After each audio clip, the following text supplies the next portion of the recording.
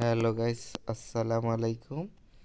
আজকে আপনাদের দেখাবো পেয়ারা গাছের গুটি কলম কোকোপুট দিয়ে। তো সর্বপ্রথমে এই যে এই অংশটা একটি ধারালো ছুরি দিয়ে গোল করে চামড়াটা কেটে নিতে হবে 2 ইঞ্চি মাঝখানে রেখে।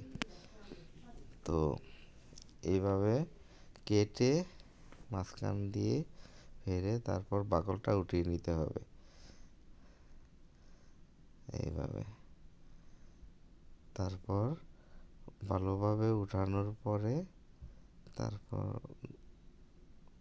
এই যে উঠানো হয়ে গেছে ভালোভাবে, চাকু দিয়ে একদম ঘষে চামড়াটা যাতে লেগে না থাকে ভালো ক্লিয়ারভাবে উঠাতে হবে। তো যারা আমার ভিডিওটা নিয়মিত দেখেন অসংখ্য ধন্যবাদ। এই যে হলুদটা, এটা হচ্ছে কাঁচা হলুদ। এই হলুদটা ঘষে একদম ভালোভাবে কাটা অংশে লাগিয়ে দিতে হবে। কাঁচা হলুদটা এভাবে লাগানোর পরে কোকোপিটগুলো পানি দিয়ে ভিজিয়ে নিতে হবে। যাদের কোকোপিট নাই জৈব সার হইলেও চলবে।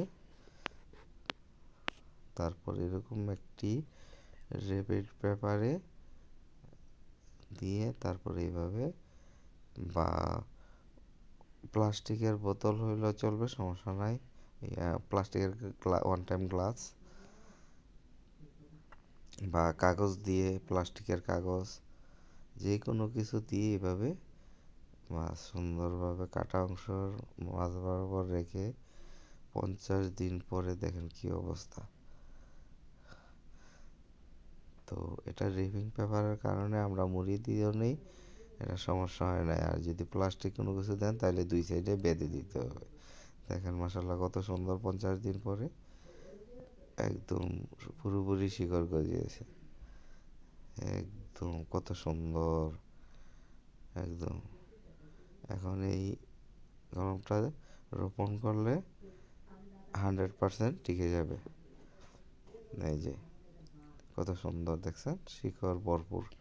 তো তারপরে এটারে কি করতে হবে, আবার একটি টপের মধ্যে কোকোপিটের মধ্যে এটা বা জৈব সার মাছ বরাবর রাখে। কারণ এটা এইভাবে ডাইরেক্ট মাটিতে রাখলে এটা হবে না, তার জন্য এই পদ্ধতি গ্রহণ করতে হবে। এইভাবে বাস দিয়ে হালকা পানি দিয়ে রেখে দিতে হবে।